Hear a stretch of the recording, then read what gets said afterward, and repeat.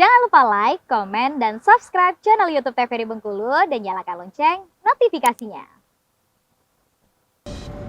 Balik lagi di Opini Obrolan Pagi ini, pemirsa, kita masih dengan tema dan juga orang yang sama nih, yaitu masih bersama dengan Mbak Dinar juga di sini. Mbak Dinar, kita mau lanjutin lagi nih. Tadi karena kita bahas udah mulai cukup menjuruk kepada temanya tadi nih ya. Kelupaan nih nanya yang tentang Mbak Dinar ini sebenarnya asalnya dari mana. Kalau aku sih tahu ya, tapi pemirsa nih mau kenal lebih dekat nih sama Mbak Dinar. Boleh tahu nggak sih Mbak asalnya dari mana? Asalnya dari Bengkulu. Rise and born in Bengkulu. Proudly Bengkulu. Oke. Nah, kalau di Akar sendiri itu mulai dari kuliah ya Mbak ya, dari tahun 2012 sampai dengan sekarang, udah lama banget. Kenapa sih selama itu bertahan? Ya itu ini ya, Tari. Jadi di Akar kan aku sekarang jadi program manager yang ngurus banyak seluruh program di Akar gitu ya. Dan 8 tahun itu memang waktu yang tidak sebentar untuk seseorang perempuan yang kayaknya baru berkarir gitu ya, apalagi di NGO. Mana ada karir di NGO sebetulnya. Yang bertahan kerja selama itu kayaknya emang itu betul-betul dilakukan karena itu pilihan gitu ya. Karena gini, aku ini refleksi juga, aku sempat kayak 2 atau 3 tahun yang lalu itu diskusi sama teman-teman perempuan lain juga yang sama-sama bekerja di NGO gitu ya, dan mereka punya keinginan untuk menjadi seseorang gitu ya yang baru gitu ya, tapi tetap di dunia NGO ini gitu. Nah, menjadi orang yang baru itu ketakutanku adalah aku kehilangan akar diriku sendiri gitu waktu itu. Jadi kebanyakan teman-teman yang kemudian pergi ke Jakarta segala macam itu aku melihatnya hanya akan menjadi petualang NGO gitu ya. Petualang Bukan petualang Sherina. bukan. Petualang NGO, dari satu NGO pindah ke NGO yang lain. Kenapa kita nggak bertahan dengan satu alasan yang menurut aku punya nilai yang kuat gitu ya. Jadi aku merasa aku tidak mau kehilangan akar diriku sendiri gitu ya. Terus yang kedua, ya aku nggak mau jadi petualang NGO gitu ya. Dan yang tiga itu komitmen ya. Komitmen, kalau menurutku berorganisasi itu membangun organisasi itu sendiri gitu. Jadi aku punya tanggung jawab moral juga karena aku bagian dari akar yang membuat dia tumbuh sampai saat ini. Gitu. Karena memang dari kuliah juga. Iya. Jadi kenapa sih harus berpetualang itu tadi? Jadi lebih baik yang udah ada ini untuk bersama-sama tumbuh seperti itu ya. Berkembang, thrift, terus develop. Jadi memang menurutku apa yang aku melihat akar itu sebagai bagian dari hidupku juga. Jadi aku tumbuh bersama akar gitu. Tumbuh bersama akar. Iya. Kayak klise ya, tapi ya memang seperti itu ya. Ya itu alasannya gitu. Itu alasannya. Karena juga menurutku akar punya nilai yang berbeda dari NGO yang lain gitu. Oh gitu. Nah, kalau lihat akar nih pasti kayak sering nih kedatangan para mahasiswa untuk berdiskusi bersama. Mbak Dina itu adalah seorang yang selalu terbuka. Kapan mau diskusi, ya silakan datang. Untuk sekedar baca buku, bahkan benar-benar selalu terbuka. Itu memang memang dipersilahkan seperti itu kah, atau ada tujuan gimana tuh? Ada tujuan. Ada tujuan. Ya seperti apa? Sebenarnya apalagi ke teman-teman mahasiswa ya. Akar tuh kan suka banget memfasilitasi diskusi-diskusi kan, Tari. Jadi kami akhirnya gini, kayaknya tahun 2017 atau 18 kita mengalami krisis aktivis gitu ya di Bengkulu atau di Indonesia bahkan ya. Jadi emang kita kok ini nggak ada sih anak-anak mahasiswa yang kemudian jadi aktivis gitu ya.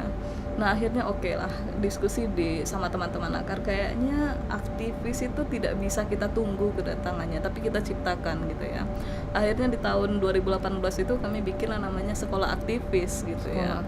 Oh, di tahun 2018. Itu gila-gila banget, jadi kayak wow rame banget. Itu para mahasiswa. Mahasiswa dari kayak UIN gitu ya, UINFAS, terus dari UNIP gitu, dari UMB, semua kami fasilitasi, rame banget, sampai sekarang pun juga masih ada sekolah aktivis ini. Nah tapi kemudian cita-cita besarnya, karena kami kan bukan cuma sama mahasiswa gitu kerjanya, tapi ada sama dosen-dosennya juga. Lebih banyak sekarang dosennya, Lebih gitu banyak ya. sekarang dosen-dosennya tergabung, itu lebih seru lagi itu. Bahkan jadi fellow-fellownya AKAR kan, jadi dewannya AKAR. Jadi kami itu punya cita-cita untuk membangun komunitas epistemik gitu ya. Komunitas epistemik itu kira-kira komunitas kelompok intelektual gitu ya, yang ada di Bengkulu, kemudian mendiskusikan wacana-wacana yang progresif, wacana-wacana yang kritis gitu ya. Tujuannya apa? Tujuannya tentu mau mengedukasi gitu ya, memperkuat nilai-nilai dari wacana itu sendiri gitu. Jadi ya itu karena kenapa kami sangat terbuka ya. Sampai sekarang aja mungkin kami kerjasama dengan 4 jurusan dari Universitas Bengkulu, UMB, kemudian dari STIA, kemudian dari UINFAS yang belum gitu ya. Itu kerjasama AKAR, itu bentuk komitmen kami untuk mendukung kerja-kerja intelektual gitu. Seperti itu. Nah, berarti di sana di sekolah aktivis itu berbagai macam itu bisa didiskusikan semuanya. Bisa. Tapi yang paling mendasar sekolah aktivis itu yang dipelajari adalah bagaimana mereka menggugat dirinya sendiri sebagai seorang manusia gitu ya.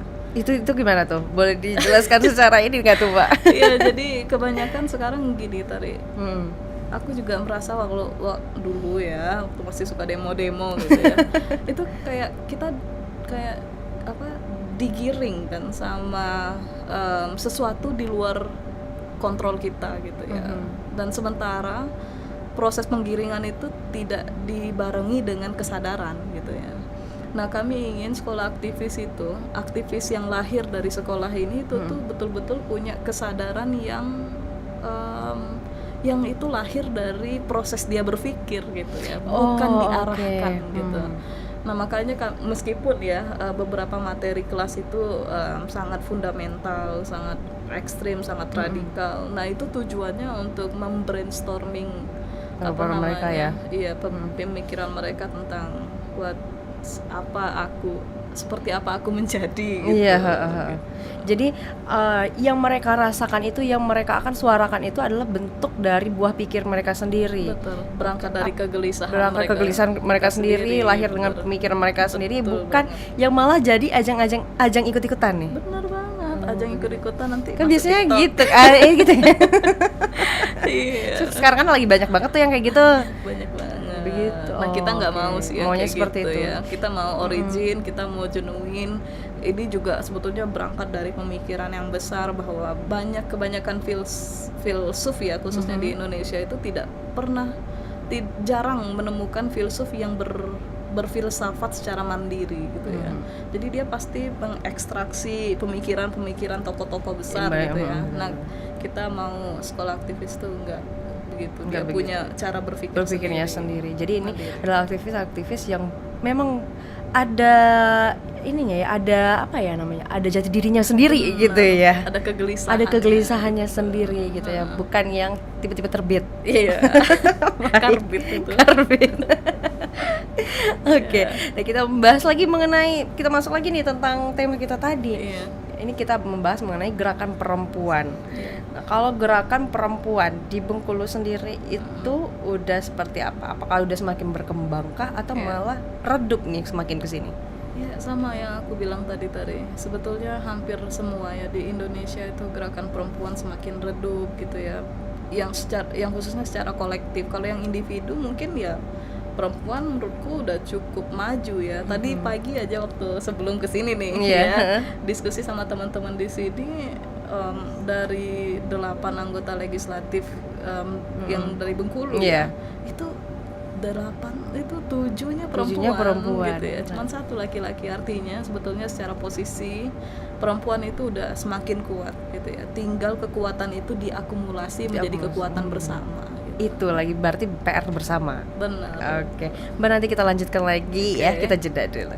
Untuk pemirsa jangan kemana-mana, tetaplah bersama kami di Opini Obrolan Pagi ini.